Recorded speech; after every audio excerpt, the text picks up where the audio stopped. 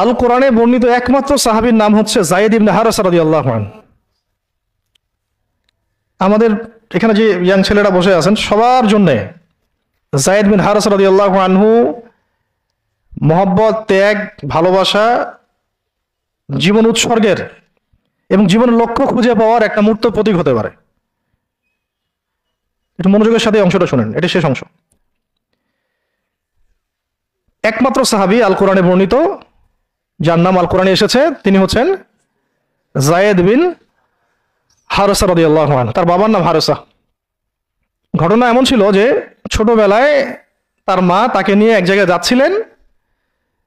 তো আগে তো ওই যে ডাকাতি হতো, জলদস্যুর আক্রমণ করতো না, এরকম তাঁবুর মধ্যে আক্রমণ হয়েছে এবং তার মায়ের কাছ থেকে সন্তানকে কেড়ে নিয়ে চলে গেছে। মায়ের জন্য কত কষ্টকর এটা। সন্তানের মহব্বত, এটা তো বাবা মারাই বুঝবে সন্তানের প্রতি মহব্বত কাকে বলে, সন্তানকে ছেড়ে থাকার কষ্ট, এটা যারা বাবা মা হয়েছেন তারাই তো বুঝবে। তো এদিকে বাবা মা পাগল প্রায়, সন্তানকে খুঁজে পাওয়া যাচ্ছে না, আর দস্যুরা তাকে নিয়ে ওকাস বাজারে বিক্রি করে দিয়েছে। কোন বাজারে? ওকাস। এটা ছিল মক্কায় একটা বাজার, ওখানে মেলা হতো, ওকাস, ওখানে বিক্রি করে দিয়েছে। তো ঘটনাক্রমে তখন তার বয়স মাত্র কত হবে, 8 থেকে 10 বছর। ঘটনাক্রমে তাকে খরিদ করেছেন খাদিজা রাদিয়াল্লাহু আনহা। খাদিজা রাদিয়াল্লাহু আনহার আত্মীয়, খাদিজা রাদিয়াল্লাহু আনহার আত্মীয়। তখন কিন্তু নবী সাল্লাল্লাহু আলাইহি ওয়াসাল্লাম নবুয়ত পান নাই, মানে ওহী আসেনি এখনো, বিয়েও হয়নি এখনো। খাদিজা রাদিয়াল্লাহু আনহার সাথে এখনো বিয়ে হয় নাই। তো তার আত্মীয় তাকে কিনে নিয়ে আসছেন, এনে খাদিজা রাদিয়াল্লাহু আনহার খেদমতে দিয়ে দিয়েছেন। খাদিজা রাদিয়াল্লাহু আনহার সাথে যখন নবী সাল্লাল্লাহু আলাইহি ওয়াসাল্লাম বিয়ে হলো তখন তো তার বয়স 40, আর আমাদের নবী সাল্লাল্লাহু আলাইহি ওয়াসাল্লামের বয়স 25। এটা বাংলাদেশে হইলে বাংলাদেশের মানুষ মেনে নিত না, তালাক করাই ছাড়তো অনলাইনের মাধ্যমে। কথা বুঝতে পারছেন?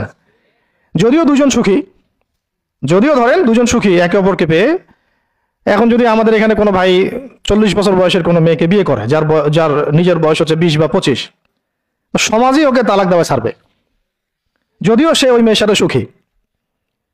হ্যাঁ, বিয়ে কেন্দ্রিক যত জাহালাত এগুলোই দূর হয় নাই সমাজ থেকে এখনো। রাসূল সাল্লাল্লাহু আলাইহি ওয়াসাল্লামের সাথে বিয়ে হলো।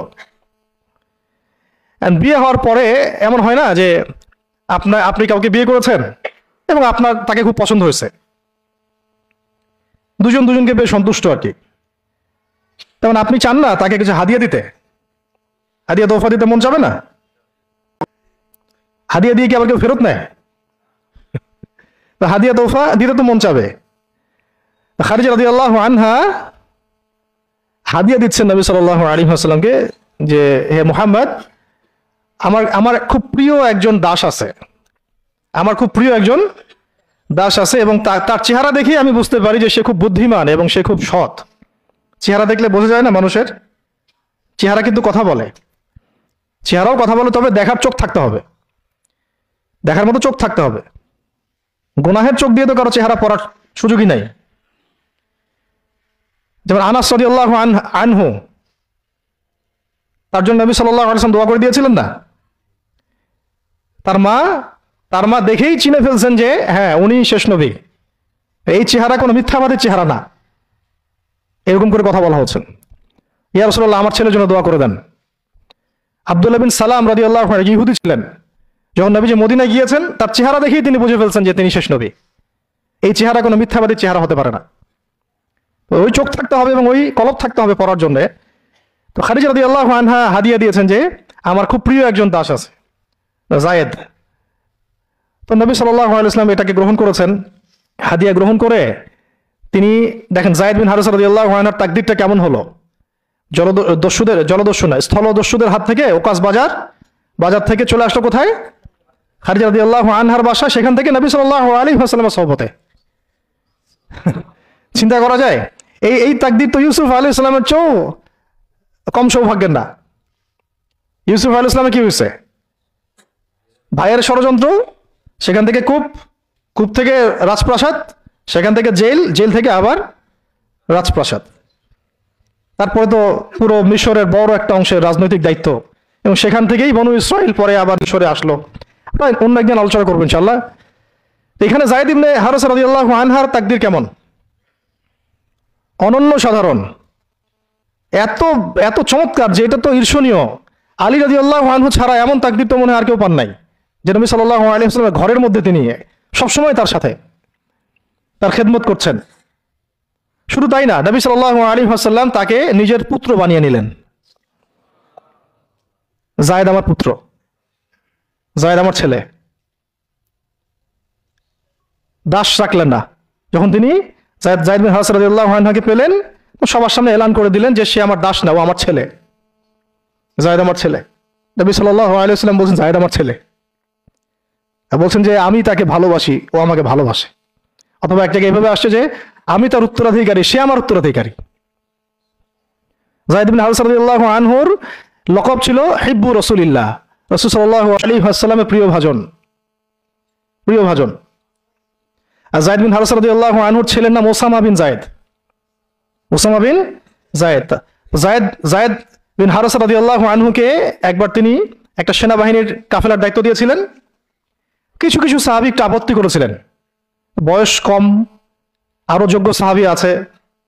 আবার ঠিক ওসামা বিন যায়েদ রাদিয়াল্লাহু আনহুকে যখন নবী সাল্লাল্লাহু আলাইহি ওয়াসাল্লাম শেষে একদম ইন্তেকালের কয়েকদিন আগে জুরফে একটা সেনাবাহিনীর দায়িত্ব দিয়ে পাঠিয়েছিলেন, তখনও কেউ কেউ আপত্তি তুলেছিল যে ওসামার বয়স কম, 19 বছর 20 বছর বয়স, আরো বড় বড় যোগ্য সাহাবী আছে। তখন নবী সাল্লাল্লাহু আলাইহি ওয়াসাল্লাম বলেছিলেন যে ইতিপূর্বে তোমরা যায়েদের ব্যাপারেও আপত্তি তুলেছিলে, আর আজকে তোমরা ওসামার ব্যাপারেও আপত্তি তুলছো। তোমরা জেনে রাখো তার বাবা এবং সে, মানে যায়েদ বিন হারেসা এবং ওসামা বিন যায়েদ, এই দুজনকে আমি ভালোবাসি। এই দুজন আমার প্রিয় ভাজন, এই দুজন আমার প্রিয় ভাজন। তো যায়েদ ইবনে হারেসা রাদিয়াল্লাহু আনহু এখানে বড় হতে লাগলেন। এক পর্যায়ে তো ওহী আসলো, ইসলাম কবুল করলেন। ইসলাম কবুল করার পরে, ইসলাম কবুল করার আগে একটা ঘটনা ছিল, ওইটা ভুলে গেছিলাম, দেরি হচ্ছে কি? আচ্ছা, ইসলাম কবুল করার আগে একবার তার বাবা মা তার খোঁজ পেয়েছিলেন। হজ করতে আসছেন কিছু মানুষ মক্কায়, তখন হজমরা ছিল বিকৃত, এসে দেখছে যে এই তো যায়েদ। তো ফিরে গিয়ে তার বাবাকে খবর দিছে, যায়েদকে দেখলাম মক্কায়। তো তার বাবা আসছেন হারেসা, ঠিক আছে, এসে চিনতে পারছেন আমার ছেলে। তো মুহাম্মদ সাল্লাল্লাহু আলাইহি ওয়াসাল্লামকে বলেছেন যে আমার ছেলেকে আমি কিছু মুক্তিপণের বিনিময়ে নিয়ে যেতে চাই। তো নবী সাল্লাল্লাহু আলাইহি ওয়াসাল্লাম বলেছেন ঠিক আছে, মুক্তিপণ লাগবে না, আমি আপনাদেরকে আরো সহজ একটা অপশন দিচ্ছি। আপনার ছেলেকে ডাকি, সে যদি আপনাদের সাথে যেতে চায় তাহলে কোনো টাকা পয়সা লাগবে না, এমনি নিয়ে যাবেন। যদি যেতে না চায় তাহলে আমার কিছু করার নেই। তখন তার বাবার সামনে তার ছেলেকে আনা হলো, বলা হলো যে ওনাদেরকে চিনতে পারো? হ্যাঁ, উনি আমার বাবা হারেসা, উনি আমার চাচা, উনি আমার মামা, এভাবে বলছেন। তো তার বাবা বলছেন যে আমার সাথে চলো বাসায়। সরাসরি বাবাকে বলে দিলেন যে আমি আপনার সাথে যেতে পারবো না, আমি মুহাম্মদ সাল্লাল্লাহু আলাইহি ওয়াসাল্লামের সাথে থাকতে চাই। তো বাবা বলছে এই কেমন কথা, নিজের বাবার সাথে যাবা না, নিজের বাবার পরিবারে যাবা না, বাবার ঘরে যাবা না, উনি তো তোমার আপন কেউ না। যায়েদ ইবনে হারেসা রাদিয়াল্লাহু আনহু বলছেন যে আমি তার মধ্যে এমন কিছু দেখেছি যে আপনারা কেউ দেখতে পারবেন না। এটা সম্পর্ক, মহব্বত, এগুলোকে সম্পর্ক বলে, মহব্বত বলে। অথচ কেউ কাউকে চিনে না, মানে কেউ কারোর সাথে কারো রক্তের সম্পর্ক নাই। নবী সাল্লাল্লাহু আলাইহি ওয়াসাল্লাম তাকে বললেন তখন যে যায়েদকে আমি মুক্ত করে দিয়েছি, যায়েদ আমার দাস না, যায়েদ আমার ছেলে, যায়েদ আমার ছেলে, আমি তার উত্তরাধিকারী, সে আমার উত্তরাধিকারী, আমি তাকে ভালোবাসি। তার উপাধি হয়ে গেল হিব্বু রাসূলিল্লাহ, রাসূলের প্রিয় ভাজন। সবাই তাকে এই নামে ডাকা শুরু করলো, রাসূলের প্রিয় ভাজন, রাসূল তাকে ভালোবাসে, রাসূল তাকে ভালোবাসে, রাসূল তাকে ভালোবাসেন। আর আমি বলছি রাসূল কে? সাল্লাল্লাহু আলাইহি ওয়াসাল্লাম, যাকে আল্লাহ ভালোবাসেন। রাসূল কে? যাকে আল্লাহ ভালোবাসেন। তো এখন যখন নবুয়ত প্রাপ্ত হলেন, তখন আপনারা তো সবাই জানেন যে প্রথম 13 বছর মক্কায় কাটানো হয়েছে। এই প্রথম 13 বছরে যে কি পরিমাণ নির্যাতন সহ্য করতে হয়েছে এটা ভাষায় প্রকাশ করার কোনো কোনো কিতাব পাওয়া যাবে না, আর এটা লেখার মতো কোনো কলম নাই, কোনো হাত নাই।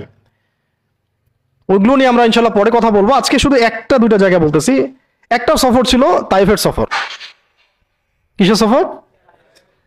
এই যে হুট করে শুনলেন তাইফের সফর। তাইফের সফরের আগে 10 বছর আছে। এই 10 বছরে এত নির্মম নির্যাতন সহ্য করতে হয়েছে, যেটা তাইফ পর্যন্ত যেতে রাসূল সাল্লাল্লাহু আলাইহি ওয়াসাল্লামকে বাধ্য করেছে।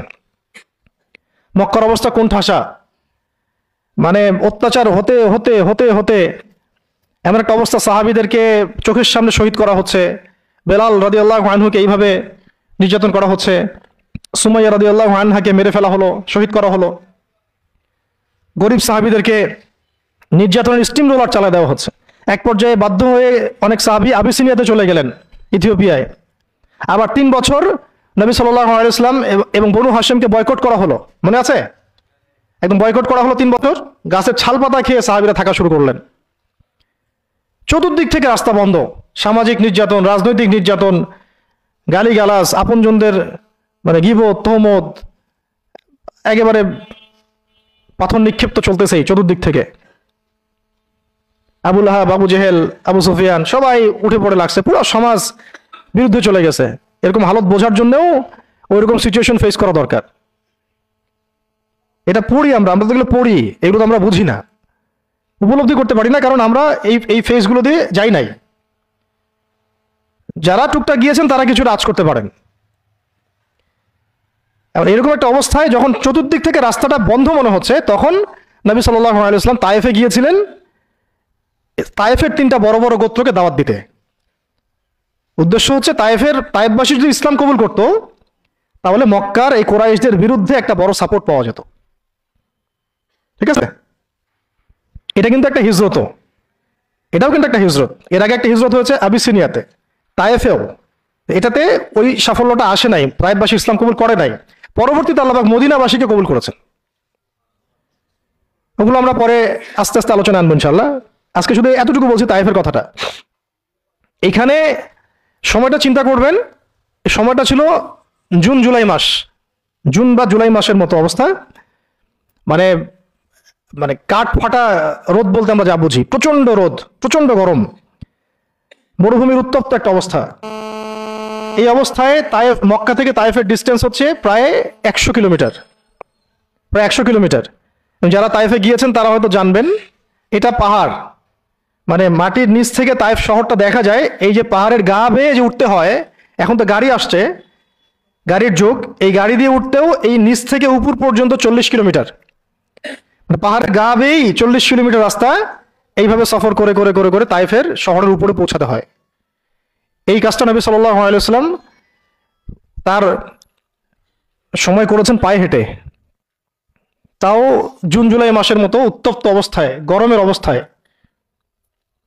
এবং এই সফরে নবী সাল্লাল্লাহু আলাইহি ওয়াসাল্লামের সাথে মাত্র একজন সাহাবী ছিলেন। সেই সাহাবীর নাম যায়েদ ইবনে হারেসা রাদিয়াল্লাহু আনহু, আর কেউ না, রাসূলের প্রিয় ভাজন।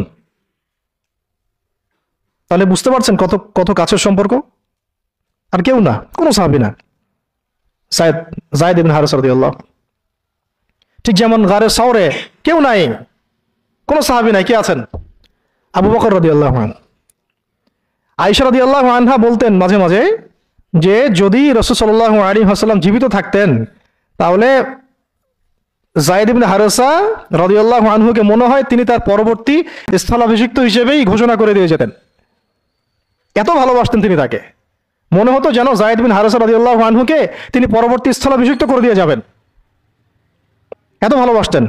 যখন যায়েদ ইবনে হারেসা কোনো সফর থেকে ফিরত, আয়েশা রাদিয়াল্লাহু আনহা বলছেন, আমি রাসূল সাল্লাল্লাহু আলাইহি ওয়াসাল্লামকে এত কি একটা বলছে গ্রিটিংস বলি না আমরা, অভিবাদন, এত ব্যস্ত হয়ে অস্থির হয়ে আলিঙ্গন করতে দেখি নাই যেমনটা যায়েদ ইবনে হারেসার ক্ষেত্রে তিনি করতেন।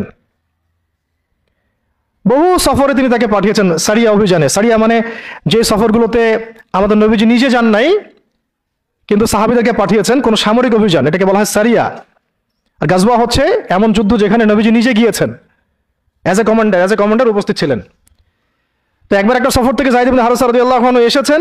আয়েশা রাদিয়াল্লাহু আনহা বলছেন তার গায়ে, আমাদের নবীজির গায়ে আর সতরটা কোনো রকম ঢাকা ছিল, উপরে পোশাক নাই, মানে গায়ের উপরে পোশাকটা তিনি পরেনি নাই। এই অবস্থাতে তিনি আয়েশা রাদিয়াল্লাহু আনহার ঘরে ছিলেন। ওইখানে এসে যায়েদ ইবনে হারেসা রাদিয়াল্লাহু আনহু নক করেছেন দরজায়।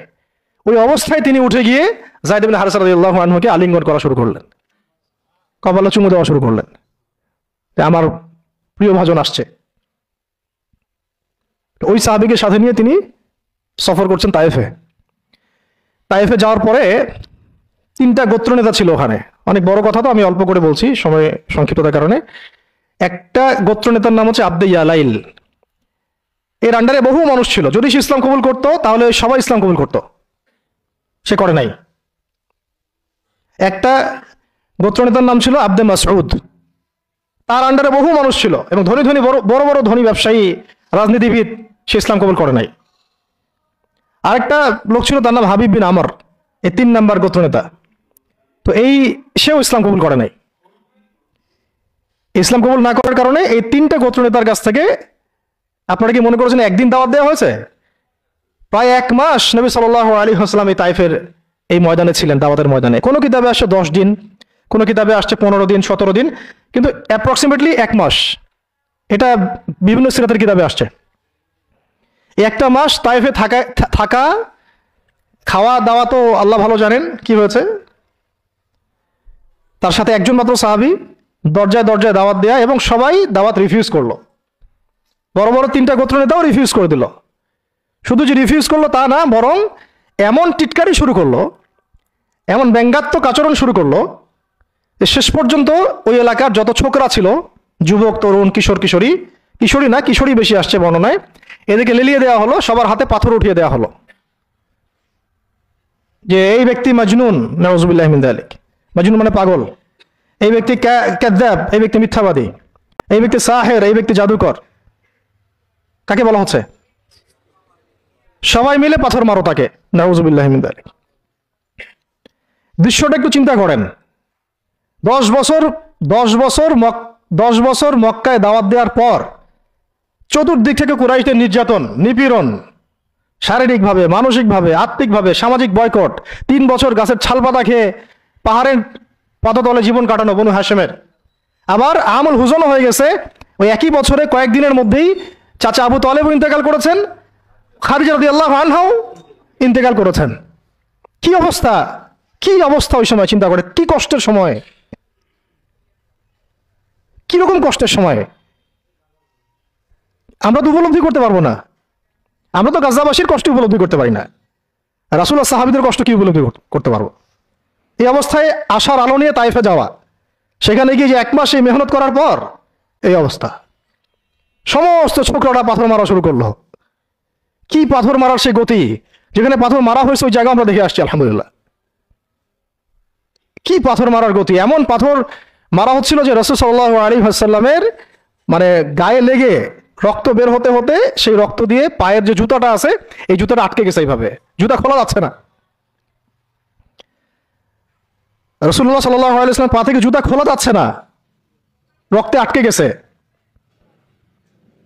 আর মানুষ বলছে পাগল, মিথ্যাবাদী, হ্যাঁ জাদুকর, জিনে আসর করছে, মানুষ বলতেছে এগুলা। রাজনৈতিক ক্ষমতা চাই মনে হয়, হ্যাঁ অর্থ চাই মনে হয়, দুনিয়ার জৌলস মনে হয় চায়, আমাদের ঐক্য বিনষ্ট করতে আসছে। মারো একে, মেরে বিদায় করো এখান থেকে। কোন পর্যায়ে গেলে মানুষ এই কাজ করতে পারে, কি পরিমাণ ক্ষোভ থাকলে মানুষ এই কাজটা করতে পারে? আর কার এগেন্সটে করছে? আল্লাহর প্রিয় হাবিব, যার জন্য আল্লাহ পাক ফিরদাউস রেখেছেন, মাকামে মাহমুদ রেখেছেন, যার সুপারিশ ছাড়া আমরা মনে হয় না জান্নাতে কেউ যেতে পারবো, অসম্ভব। যার সুপারিশ ছাড়া বিচার শুরুই হবে না কিয়ামতের মাঠে, হিসাব নিকাশ শুরুই হবে না, জান্নাত তো বহুত দূরের কথা, জান্নাতের দরজাও খোলা হবে না যিনি আগে না ঢোকা পর্যন্ত। তাকে মানুষ সেভাবে মারা শুরু করলো, রক্ত ঝরতেছে। এই সময়ে এই সাহাবী যায়েদ ইবনে হারেসা রাদিয়াল্লাহু আনহু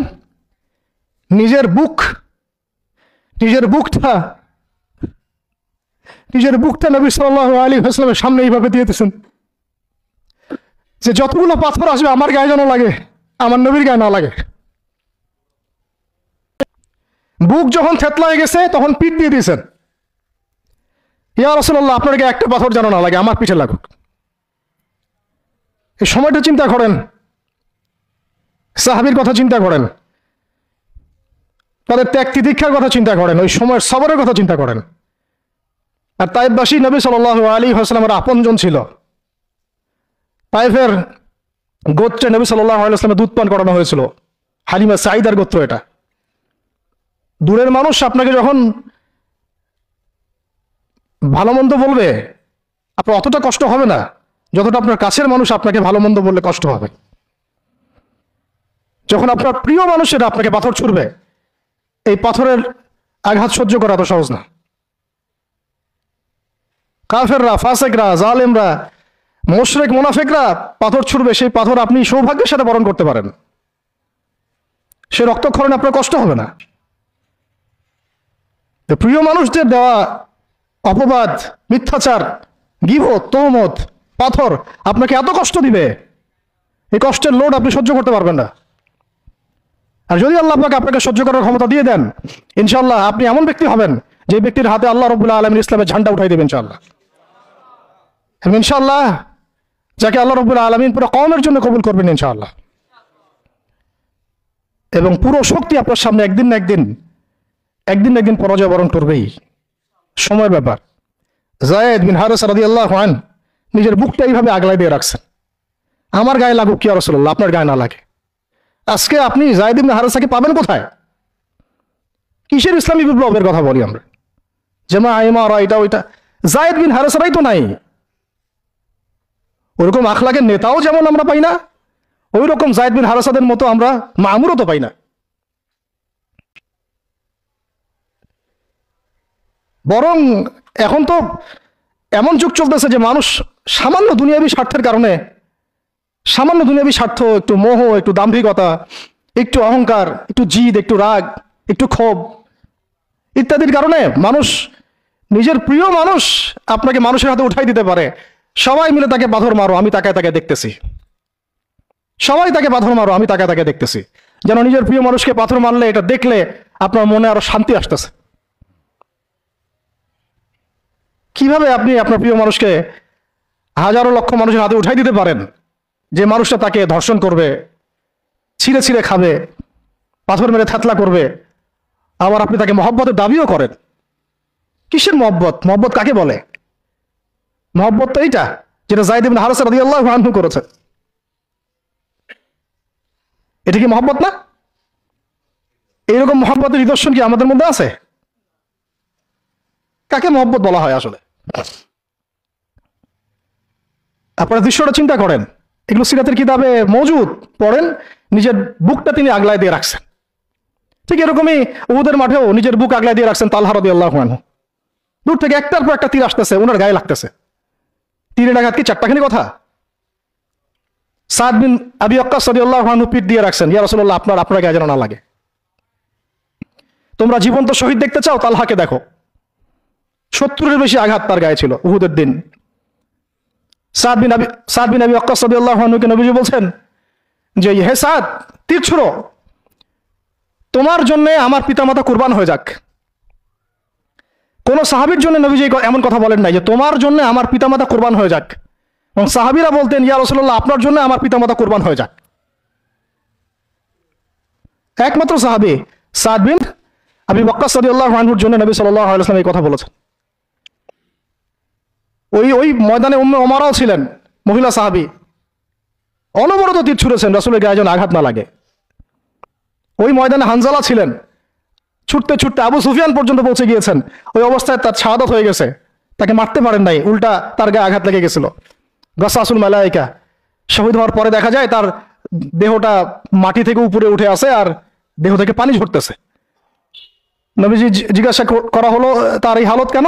নবী সাল্লাল্লাহু আলাইহি ওয়াসাল্লাম বললেন যে গত রাত্রে স্ত্রীর সাথে ছিল সে, জিহাদের ডাক আসছে, ওই বিছানা থেকে চলে আসছে, বেচারা বিছানা থেকে এখানে চলে আসছে। হানজালা রাদিয়াল্লাহু আনহু শহীদ হয়ে গেছে, ফেরেশতারা তাকে গোসল দিচ্ছেন, এই যে পানি দেখা যাচ্ছে। ওই মাঠে সাদ বিন রবি রাদিয়াল্লাহু আনহু ছিলেন, একদম শেষ নিঃশ্বাস যাচ্ছে যাচ্ছে তার অবস্থা। আমাদের নবীজি বললেন, সাদ বিন রবিকে খুঁজে বের করো, সে আমার প্রিয় ভাজন, তাকে খুঁজে বের করো। খুঁজতে গিয়ে দেখা গেল যে তিনি এইরকম একটা হালত, ৬০-৭০টা আঘাতের চিহ্ন নিয়ে প্রায় যান যাচ্ছে যাচ্ছে অবস্থা। সাহাবী বললেন, হে সাদ, রাসূল সাল্লাল্লাহু আলাইহি ওয়াসাল্লাম তোমাকে সালাম দিয়েছে। রাসূল তোমাকে সালাম দিয়েছেন আর জিজ্ঞাসা করছেন তুমি কেমন অনুভব করতেছো এখন? সাদ বিন রবি বলছেন, রাসূলের কাছে আমার সালাম পৌঁছে দিও, আর আল্লাহর কসম আমি জান্নাতের ঘ্রাণ পাচ্ছি এখন। এটা বলতে বলতে তার শাহাদাত হয়ে যায়। আর তিনি বলতে বলতে একটা কথা শেষে বলে গিয়েছিলেন যে আমি চলে যাওয়ার পরে, তিনি আনসারদের নেতা ছিলেন, আমি চলে যাওয়ার পর তোমরা থাকা অবস্থায় যদি মুহাম্মদ সাল্লাল্লাহু আলাইহি ওয়াসাল্লামের গায়ে একটা আঁচড়ও লাগে, তোমরা আল্লাহর সামনে কোনো হুজ্জাত দিতে পারবা না। আমি চলে যাওয়ার পরে যদি মুহাম্মদ সাল্লাল্লাহু আলাইহি ওয়াসাল্লামের গায়ে একটা আঁচড়ও লাগে, তোমরা আল্লাহর সামনে কোনো হুজ্জাত দিতে পারবা না। আর আমরাও তো এখন দুনিয়াতে বেঁচে আছি, আমাদের নবী সাল্লাল্লাহু আলাইহি ওয়াসাল্লামের গায়ে কি না লাগতেছে, আমরা কি বা করতে পারতেছি। কত সাহাবী। একটা কথা বলতে ভুলে গেছিলাম, যায়েদ বিন হারেসা রাদিয়াল্লাহু আনহু, ইসলামের পরে যে ভাই ভাই সম্পর্ক করে দেওয়া হয়েছিল, দিনী ভাই, যায়েদ বিন হারেসা রাদিয়াল্লাহু আনহু দিনী ভাই ছিলেন হামজা রাদিয়াল্লাহু আনহু, সাইয়্যিদুশ শুহাদা। তার হালত আমরা দেখেছি উহুদের মাঠে। এমন সিংহ যার সামনে কেউ লড়াই করতে পারে না। আর আল্লাহর যে সিংহদের সামনে কাফেররা পেরে ওঠে না, পিছন থেকে আঘাত করে, তাকেও পিছন থেকে আঘাত করা হয়েছে। বর্ষা বের হয়ে গেছে নাভির নিচ দিয়ে, ওই অবস্থায় মারতে আসছিলেন তিনি, ওয়াহশী তাকে শহীদ করেছিল। নবী সাল্লাল্লাহু আলাইহি ওয়াসাল্লাম তার লাশ দেখে অঝোর নয়নে কেঁদেছেন, কারণ তার বুকটা চিরে ফেলছিল কাফেররা, চিরে কলিজা বের করার চেষ্টা করছিল, পারে নাই। কলিজা বের করে চিবাই খাওয়ার চেষ্টা করছিল। তাহলে কাফেরদের ক্ষোভ চিন্তা করেন, কাফেররা আমাদের ব্যাপারে কি পরিমাণ ক্ষোভ লালন করে, তারা আমাদের ব্যাপারে কি পরিমাণ ক্ষোভ লালন করে ভিতরে ভিতরে, এটা আমরা জানিও না, বুঝিও না। আমরা ওদের সাথে বন্ধুত্ব করতে চাই, ওদেরকে আমাদের নিজেদের আপন মনে করি। ওদের হাতে আমরা আমাদের দিনী ভাইদেরকে উঠাই দিই, বোনদেরকে উঠাই দেই, আপনজনদেরকে উঠাই দেই। হামজা রাদিয়াল্লাহু আনহুর এরকম হালত। তার দিনী ভাই ছিলেন যায়েদ বিন হারেসা রাদিয়াল্লাহু আনহু। বহু ঘটনা আছে, আমি যেটা বলতে যাচ্ছিলাম ওইখান থেকে এদিকে চলে আসছি। এরপরে নবী সাল্লাল্লাহু আলাইহি ওয়াসাল্লাম তায়েফের একটা আঙ্গুর বাগানে প্রবেশ করেন, এত ক্ষতবিক্ষত অবস্থায়। আর পাথরের ঢিলকে আপনারা এত তুচ্ছ মনে করেন না, কিন্তু এটা কিন্তু এত তুচ্ছ বিষয় না, কিন্তু এটা যন্ত্রণাদায়ক বিষয়। আর তার মধ্যে বললাম তার আপন মানুষ, কাছের মানুষ। আঙ্গুর বাগানে যাওয়ার পরে ওখানে আদ্দাস রাদিয়াল্লাহু আনহু, আদ্দাস নামে একজন বাগানের দেখভালকারী ছিল। এই বাগান ছিল আবার উতবা এবং সাইবার, বড় আঙ্গুর বাগান। এখানে ঘটনা ঘটে গেল, নবী সাল্লাল্লাহু আলাইহি ওয়াসাল্লাম বসে আছেন, জুতা খোলার চেষ্টা করছেন, এবং আদ্দাস তিনি এসে একটু খেজুর দিচ্ছেন। মায়া লাগছে তার, আহারে লোকটাকে এইভাবে মারলো, মানুষটাকে এইভাবে মারলো। তো কিছুই চাচ্ছে না, কিছুই বলে নাই, খালি বলছে এক আল্লাহর ইবাদত করো, আর কিছু চাইছে নাকি? তো এক আল্লাহর ইবাদত করো বললো, বাস তাই বাস এইভাবে মারলো। আর মানবে না তো মারলো কেন? ও বেচারের কাছে খারাপ লাগছে, দাওয়াত কবুল করবে না তো মারলো কেন? লাঞ্ছিত করার কি দরকার ছিল? কবুল না করলে চলে যাবে, বা কবুল না করলে তারা ফিরাই দিবে, মারার কি দরকার আছে? তার মায়া লাগছে খুব, সে এসে কিছু খেজুর দিছে খাইতে, পানি দিছে খাইতে। ওই অবস্থায় নবী সাল্লাল্লাহু আলাইহি ওয়াসাল্লাম পানির গ্লাস নিয়ে খেজুর নিয়ে বিসমিল্লাহির রহমানির রহিম, বিসমিল্লাহ বলছেন। বিসমিল্লাহ শুনে সে আদ্দাস, তার খুব ভালো লাগছে যে এই শব্দটা আপনি কোথা থেকে পেলেন। তো নবীজি তাকে জিজ্ঞাসা করছেন তোমার নাম কি? আদ্দাস। কোথায় থাকো? আমি নিনওয়ার নামক একটা জায়গা থেকে আসছি। এটা শুনে নবী সাল্লাল্লাহু আলাইহি ওয়াসাল্লাম বলছেন যে ও আচ্ছা, তার মানে তুমি আমার ভাই ইউনুসের এলাকার মানুষ, তুমি আমার ভাই ইউনুসের এলাকার মানুষ। আপনি কিভাবে ইউনুসকে চিনেন? ইউনুস আমার ভাই, নবীগণ সবাই বৈমাত্রিক ভাই, আমি আল্লাহ রসুল, সেও আল্লাহ নবী। তখন তিনি ইসলাম কবুল করেন। আদ্দাস রাদিয়াল্লাহু, তার নামে ওখানে এখনো মসজিদ আছে। হ্যাঁ, ওখানে আপনারা গিয়ে দেখবেন মসজিদ আছে। এই জায়গায় যায়েদ বিন হারেসা রাদিয়াল্লাহু আনহুর ভূমিকাটা দেখেন। এবার নবী সাল্লাল্লাহু আলাইহি ওয়াসাল্লাম ওই জায়গায় বসে দোয়া করতেছেন, এটা শেষ অংশ, দোয়া করতেছেন। এই দোয়ার লফজ যদি আরবি থেকে আরবি বুঝতে পারতেন তাহলে মানে আমার এতগুলো কথা বলা সার্থক হতো আর কি। মানে আমি যদি মানুষকে এই দোয়ার শব্দগুলো অর্থ বুঝাইতে পারতাম, ওই ক্ষমতা যদি আমার থাকতো, আমার মনে হয় না এই ক্ষমতা কোনো ওলামায়ে কেরামের আছে। আমার মনে হয় না এই ক্ষমতা কোনো ওলামায়ে কেরামের আছে যে এই দোয়ার শব্দগুলো আওয়ামকে বুঝাই দিবে, এক্স্যাক্টলি সেই ফিলিংস এবং ইমোশন বুঝাবে, এমন ক্ষমতা আমাদের কাউকে দেওয়া হয় নাই। শুধু এই অনুভূতিগুলো বোঝার জন্য হলেও আরবি শেখা দরকার আপনাদের, আমাদের সবারই। এগুলো অনুভূতিগুলো বোঝার জন্য হলেও আমাদের আরবি শেখা দরকার। মোনাজাতে মাকবুল কিতাবেও দোয়াটা আছে। নবী সাল্লাল্লাহু আলাইহি ওয়াসাল্লাম রক্তাক্ত অবস্থায়, ক্ষতবিক্ষত অবস্থায়, তার পাশে যায়েদ ইবনে হারেসা রাদিয়াল্লাহু আনহু, তারা আল্লাহ রাব্বুল আলামিনের কাছে দোয়া করতেছেন। এই দোয়াটার নাম হচ্ছে মাজলুমের দোয়া, দুর্বলের দোয়া। কিসের দোয়া? দুর্বলের দোয়া। দোয়ার শব্দগুলো এমন ছিল, আল্লাহুম্মা ইন্নাকা তাসমাউ কালামি, আল্লাহুম্মা ইন্নাকা তাসমাউ কালামি, হে আল্লাহ নিশ্চয়ই আপনি আমার কথা শুনছেন। আমাদের নবীজি বলছেন আল্লাহুম্মা ইন্নাকা তাসমাউ কালামি, আল্লাহ আপনি নিশ্চয়ই আমার কথা শুনছেন। ওয়া তারা মাকানি, এবং আমার যে মাকান, আমার অবস্থা আপনি দেখছেন। ওয়া তা'লামু সিররি ওয়া আলানিয়াতি, আল্লাহ আপনি আমার বাহিরের অবস্থাও জানেন, ভিতরের অবস্থাও জানেন। আমার বাহিরের হালত আপনি জানেন, ভিতরের হালত আপনি জানেন, প্রকাশ্য অবস্থা আপনি জানেন, গোপন অবস্থা আপনি জানেন। তা'লামু সিররি ওয়া আলানিয়াতি লা ইয়াখফা আলাইকা শাইউম মিন আমরি, আমার কোনো কাজই আপনার কাছে গোপন না। আসলে আমার কি হালত, কি অবস্থা, আমার উপর দিয়ে কি গেছে, কি গেল, কি প্রকাশ্য, কি গোপন, কি সত্য, কি মিথ্যা, আল্লাহ আপনি সব জানেন। বলা কথা না বলা কথা সব আপনি জানেন। তা'লামু সিররি ওয়া আলানিয়াতি লা ইয়াখফা আলাইকা শাইউম মিন আমরি। এরপরে নবীজি বলছেন ওয়া আনাল বাইসুল ফাকিরুল মুস্তাগীসুল মুস্তাজির আল ওয়াজিলুল মুশফিকুল মুকির আল মু'তারিফু বিযামবি। এক একটা শব্দ কিভাবে বলবো আপনাদেরকে, আমার কাছে ভাষা নাই। আল্লাহ আমি দুর্দশাগ্রস্ত, আমি ফকির, আমি জিল্লতের শিকার, আমার অপরাধ আমি চিনতে পেরেছি। মানে এমন এমন শব্দ যেটা একজন নবী ছাড়া কারো মুখ দিয়ে বের হওয়া সম্ভব না। এমন এমন শব্দ যেটা ওহী ছাড়া সম্ভব না। আসআলুকা মাসআলাতাল মিসকিন, মিসকিনরা যেভাবে তোমার কাছে চায় আল্লাহ, আমি সেভাবে তোমার কাছে চাচ্ছি। ওয়া আবতাহিলু ইলাইকা ইবতিহালাল মুযনিবিয যালিল, একজন মানুষকে যখন অপদস্থ লাঞ্ছিত করা হচ্ছে, সেই মানুষ যেভাবে আপনার কাছে চায়, আমি সেইভাবে আপনার কাছে চাচ্ছি। আরো অনেক শব্দ আছে, মাঝখানে লাইন আছে। একটা জায়গায় আছে অনেক বড় দোয়া, আল্লাহুম্মা ইয়া খায়রাল মাসউলিন ইয়া খায়রাল মু'তিন ইলাইকা আশকু দুআফা কুওয়াতি। এই অংশটা সব কিতাবেই আছে সিরাতের। আল্লাহুম্মা ইলাইকা আশকু দুআফা কুওয়াতি, আল্লাহ আমি তোমার কাছে আমার শক্তির অক্ষমতা প্রকাশ করতেছি। মানে আমার যে শক্তি নাই এখন, তাইবাসী আমার সাথে এগুলো করলো, আমার তো শক্তি নাই এখন, আমার এই শক্তির অক্ষমতা আল্লাহ আমি তোমার কাছে প্রকাশ করতেছি।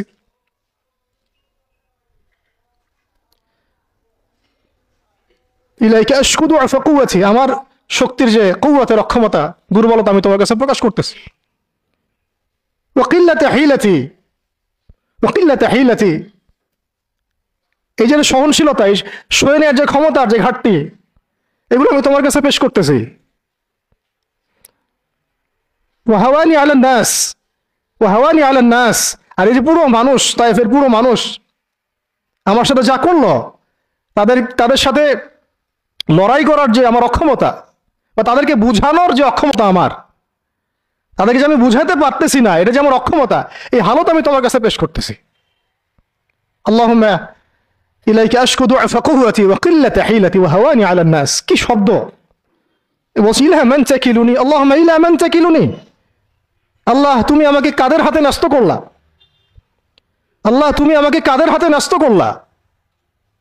ইলা আদুইন বাঈদিন ইয়াতাহাজ্জামুনি, আমাকে ঘর থেকে এত দূরে এনে, সেই মক্কা থেকে কত দূরে, আমাকে ঘর থেকে এত দূরে নিয়ে এসে আল্লাহ তুমি তোমার শত্রুদের হাতে আমাকে ন্যস্ত করলা।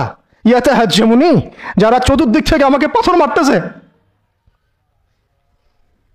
কি আবেগ দোয়ার মধ্যে, কি ভাষা, কি লফজ!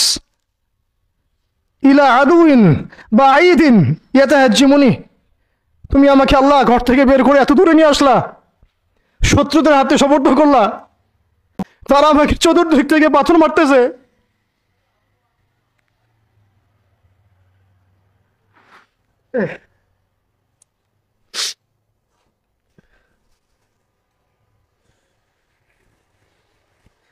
আম্মি লা করিবিন মাল্লাকতাহু আমরি, পরে নবীজি বলছেন আম্মি লা করিব, নাকি আমাকে কাছের মানুষদের হাতে নিয়ে আসছো আল্লাহ? আল্লাহ তুমি কি আমাকে কাছের মানুষদের হাতে উঠাই দিছ? মাল্লাকতাহু আমরি, যারা আমার ভালো মন্দের কাজের মালিক হয়ে গেছে। এইভাবে দোয়া করতে লাগলেন নবী সাল্লাল্লাহু আলাইহি ওয়াসাল্লাম। যায়েদ বিন হারিস রাদিয়াল্লাহু আনহু শামিল আছেন এখানে। তারপরে নবীজি বলছেন ইল্লাম তাকুন সাখিতুন আলাই ফালা উবালি, আল্লাহ এত কিছুর পরে যদি তুমি আমার প্রতি অসন্তুষ্ট না হও, আমার কিছুই যায় আসে না। আল্লাহ এত কিছু হয়ে গেল, এরপরে যদি তুমি আমার উপর অসন্তুষ্ট না হও, অন্তত আমার কিছুই যায় আসে না। আলহামদুলিল্লাহ। ইল্লাম তাকুন সাখিতুন আলাই ফালা উবালি, তুমি যদি আমার উপর আল্লাহ অসন্তুষ্ট না হও, তোমার কাছে আমি ঠিক থাকতে পারি, তোমার কাছে আমার অবস্থান ঠিক থাকে আল্লাহ, ফালা উবালি, আমি এসবের কোনো কিছুর পরোয়া করি না। কিভাবে বুঝবেন এই ভাষা শব্দগুলো? ঠিক এইরকম শব্দেই দোয়া করেছিলেন খুবাইব রাদিয়াল্লাহু আনহু যখন তাকে শুলে চড়ানো হবে, এবং তিনি তখন, শুলদণ্ড অনেক কঠিন, জীবন্ত একটা মানুষকে মেরে ফেলা, পিছন দিক থেকে লোহা আছে না, এগুলো প্রবেশ করিয়ে মাথা দিয়ে বের করে দেয়। শুলদণ্ড খুবাইব বিন আদি রাদিয়াল্লাহু আনহুকে শুল দেওয়া হয়েছে। এটা রাজির ঘটনা, সিরাতে পড়বেন, রাজির ঘটনা। ট্র্যাপে ফেলে হত্যা করা হয়েছে। যখন তাকে শুলে দেওয়া হচ্ছে তখন তাকে বলা হয়েছে যে তোমার জায়গায় যদি মুহাম্মদকে হত্যা করা হয় তুমি কি খুশি হবা? তোমাকে ছেড়ে দিয়ে যদি মুহাম্মদকে হত্যা করা হয়? বলছেন যে আমার জায়গায় মুহাম্মদকে হত্যা করা তো দূরের কথা, সাল্লাল্লাহু আলাইহি ওয়াসাল্লাম, তার একটা লোম বাঁকা হোক আমি সেটাও চাই না, সেটাও সহ্য করতে পারবো না। এরপর তিনি বলছিলেন, এই যে আমি বললাম ইল্লাম তাকুন সাখিতুন আলাইয়া ফালা উবালি, এরকম দোয়া খুবাইব রাদিয়াল্লাহু আনহু করেছেন। তিনি বলছিলেন তখন লাস্তু উবালি হিনা উকতালু মুসলিমান, লাস্তু উবালি হিনা উকতালু মুসলিমান, যখন আমাকে মুসলমান হিসেবে শহীদ করে দেওয়া হচ্ছে আমি কোনো পরোয়াই করি না। যখন আমাকে মুসলমান হিসেবে শহীদ করে দেওয়া হচ্ছে আমি এর কোনো পরোয়াই করি না। লাস্তু উবালি হিনা উকতালু মুসলিমান আলা আই শাক্কিন কানা ফিল্লাহি মাসরাই, আমাকে হত্যা করার সময় যেদিকেই তোমরা পাশ ফিরাও না কেন, ওই পাশ আল্লাহর জন্যে। ওয়াযালিকা লিলাহ ওয়াযালিকা যাত লিলাহি ওয়া ইয়াশা, আর তিনি তো এমন জাতের ইলাহ, এমন ইলাহ, তিনি একজন, আল্লাহর কথা বলা হচ্ছে, তিনি এমন একজন ইলাহ, তিনি যদি চান ইউবারিক আলা ফি কুল্লি শিলউইন মুমাজ্জাহ, তিনি আমার কেটে ফেলা প্রত্যেকটা হাড়ে এবং মাংসে বরকত দিয়ে দিবেন। এইভাবে তাকে হত্যা করা হয়েছে। খুবাইব রাদিয়াল্লাহু আনহু প্রতারণা করে ট্র্যাপে ফেলা হয়েছে। এরকম বীরে মামুনাও ঘটনা ঘটছে, এরকম 70 জন সাহাবীকে ট্র্যাপে ফেলে হত্যা করে দেওয়া হয়েছে। আপনারা সতর্ক থাকবেন। এই ঘটনার পরে বহু ঘটনা হয়েছে, সিরাতে হিজরত হয়েছে। উম্মে আইমান একজন সাহাবী ছিলেন, কি নাম? নবী সাল্লাল্লাহু আলাইহি ওয়াসাল্লামের অনেক প্রিয় ভাজন। তিনি নবী সাল্লাল্লাহু আলাইহি ওয়াসাল্লামকে ভরণ পোষণ, লালন পালন করেছেন, কিন্তু তিনি দেখতে কালো ছিলেন। খুব সুন্দরী নারী যেমন এমন না, ঠিক আছে? তিনিও ওই দাসের শ্রেণীর মধ্যেই ছিলেন। তাকে তো সবাই সচরাচর বিয়ে করতে যাচ্ছে না। নবী সাল্লাল্লাহু আলাইহি ওয়াসাল্লাম বলেছিলেন একবার যে তোমাদের মধ্যে কেউ আসো জান্নাতের একটা মেয়েকে বিয়ে করবা? তোমাদের মধ্যে কি এমন কেউ আসো যে জান্নাতি একটা মেয়েকে বিয়ে করবা? উম্মে আইমান, হ্যাঁ আমার প্রিয় ভাজন উম্মে আইমান, উনি তো এমন সাহাবী ছিলেন নবী সাল্লাল্লাহু আলাইহি ওয়াসাল্লাম তার সম্মানার্থে চাদরও বিছাই দিয়েছেন। উম্মে আইমান, আমি তো ভুল হইতে পারি জায়গাটা, আপনারা একটু দেখে নিন। তো নবী সাল্লাল্লাহু আলাইহি ওয়াসাল্লাম যখন উম্মে আইমানের কথা বলেছেন তখন অনেকেই দাঁড়ায় নাই বিয়ে করার জন্য। তো যায়েদ বিন হারিসা রাদিয়াল্লাহু আনহু দাঁড়িয়েছেন, আমি বিয়ে করবো। যায়েদ বিন হারিসা রাদিয়াল্লাহু আনহু নবী সাল্লাল্লাহু আলাইহি ওয়াসাল্লামের এই আদেশ পালনার্থে একজন জান্নাতি নারীকে বিয়ে করেছেন, উম্মে আইমান, এবং তার গর্ভ থেকেই সন্তান জন্ম নিয়েছে উসামা বিন যায়েদ। উসামা বিন যায়েদ, ওই যার ব্যাপারে নবীজি শেষে বললেন যে উসামা, ওকে আমি ভালোবাসি, তার বাবাকে আমি ভালোবাসতাম। আরো একটা ঘটনা আছে, উসামা বিন যায়েদ রাদিয়াল্লাহু আনহুকে যখন আবু বকর রাদিয়াল্লাহু আনহু আবার মিশনে পাঠাচ্ছিলেন, কোন মিশনটা যেটা অসমাপ্ত ছিল নবী সাল্লাল্লাহু আলাইহি ওয়াসাল্লামের ইন্তেকালের সময়, ওই মিশনটা থেকে তারা ফিরে আসেন। পরে আবু বকর রাদিয়াল্লাহু আনহু আবার এই জায়েশ পাঠান জুরফ নামক জায়গায় রোমানদের এগেনস্টে। তো তখন কিছু কিছু সাহাবী আপত্তি তুলছিলেন। তখন আবু বকর রাদিয়াল্লাহু আনহু বলছিলেন যে সাকিলাত উম্মুকা ইবনুল খাত্তাব, হে ওমর, তোমার মা তোমাকে হারাই ফেলুক। ওমর রাদিয়াল্লাহু আনহু বলছিলেন যে একটু ভেবে দেখেন, আরো বড় বড় সাহাবীরা আছেন, আনসারী সাহাবীরা আছেন। তখন আবু বকর রাদিয়াল্লাহু আনহু বলছেন যে ইস্তা'মালাহু রাসূলুল্লাহ, তাকে আল্লাহ রাসূল সাল্লাল্লাহু আলাইহি ওয়াসাল্লাম দায়িত্ব দিয়ে গিয়েছিলেন। ওয়া আনতা তা'মুরুনি আন আনজিহা, আর আনজিহু, আর তুমি আমাকে আদেশ করতেছো যে আমি তাকে স্থলাভিষিক্ত করব? তুমি ফিরে যাও, প্রস্তুতি গ্রহণ করো, সাহাবীদেরকে বলো প্রস্তুতি নিতে, তার ওসামার জাইশে যাবে। সে হচ্ছে ওসামা বিন যায়েদ রাদিয়াল্লাহু আনহু, আসছেন উম্মে আইমান রাদিয়াল্লাহু আনহার গর্ভ থেকে, জান্নাতি নারী। তো জান্নাতি নারীর জন্য রূপ সৌন্দর্য শর্ত না। জান্নাতি নারীর জন্য কি শর্ত না? রূপ সৌন্দর্য শর্ত না, তাকওয়া, ঈমান, এগুলো শর্ত। এরকম বিয়েও তিনি করেছেন নবী সাল্লাল্লাহু আলাইহি ওয়াসাল্লামের পছন্দ মতো। আবার তিনি জাইনাব বিনতে জাহাশ রাদিয়াল্লাহু আনহাকেও বিয়ে করেছিলেন। জাইনাব বিনতে জাহাশ রাদিয়াল্লাহু আনহাকে বিয়ে করেছিলেন। কিন্তু একটু শেষ করে দিচ্ছি, 5 মিনিট, একটু ধৈর্য ধরেন। জাইনাব বিনতে জাহাশ রাদিয়াল্লাহু আনহাকে তিনি বিয়ে করেছিলেন। এটাও নবী সাল্লাল্লাহু আলাইহি ওয়াসাল্লামেরই তত্ত্বাবধানে হয়েছিল। নবী সাল্লাল্লাহু আলাইহি ওয়াসাল্লাম জাইনাব বিনতে জাহাশ রাদিয়াল্লাহু আনহাকে বলেছিলেন যে যায়েদকে বিয়ে করো, যায়েদ আমার অনেক প্রিয় ভাজন। আর জাইনাব বিনতে জাহাশ রাদিয়াল্লাহু আনহা আল্লাহ নবীর ফুফাতো বোন ছিলেন, যে বোনকে বিয়ে দিয়েছেন যায়েদ বিন হারেসা রাদিয়াল্লাহু আনহুর সাথে। কিন্তু দাম্পত্য জীবনে মানে স্টেবিলিটি ছিল না। দাম্পত্য জীবনে একদম নির্ঝঞ্ঝাট ছিল না জীবনটা, একটু সমস্যা হচ্ছিল। কারণ যায়েদ রাদিয়াল্লাহু আনহু গোত্রগতভাবে কি ছিলেন? দাস। আরবের ট্রেডিশন অনুযায়ী বলছি আর কি, গোত্রগতভাবে নিচু গোত্রের, ওই সেন্সে আর কি, আমরা ইসলামের সেন্সে কথা বলছি না, আরবের ওই যে প্রচলিত যে একটা প্রথা ছিল ওই সেন্সে। আর জাইনাব বিনতে জাহাশ রাদিয়াল্লাহু আনহা উচ্চ বংশের, আন্ডারস্ট্যান্ডিং একটু প্রবলেম হতে পারে, হচ্ছিল এটা। ভুলেও কখনো কোনো সাহাবী সম্পর্কে সমালোচনা করবেন না, এটা আমাদের আহলুস সুন্নাহ ওয়াল জামাআর আকীদা উসুল নয়। কোনো সাহাবী সম্পর্কে না, সাহাবীদের মধ্যে যা হয় হয়ে যাক, যুদ্ধ যদি হয়ে যায় তবুও সমালোচনা করা যাবে না, এই আকীদা যেন ঠিক থাকে। যারাই সাহাবীদের সমালোচনা করে তারা আহলুস সুন্নাহ ওয়াল জামাআতের আকীদা থেকে সরে গেছে। তো এখানে সাহাবীদের কোনো সমালোচনার সুযোগ নাই। কিন্তু দাম্পত্য জীবনে মনোমালিন্য হচ্ছিল, এটা খুব স্বাভাবিক বিষয়। বহু সাহাবীর জীবনে এমন অনেক ঘটনাই ঘটেছে, একাধিক বিয়ে, একাধিক তালাক, একাধিক অনেক কিছু হয়েছে।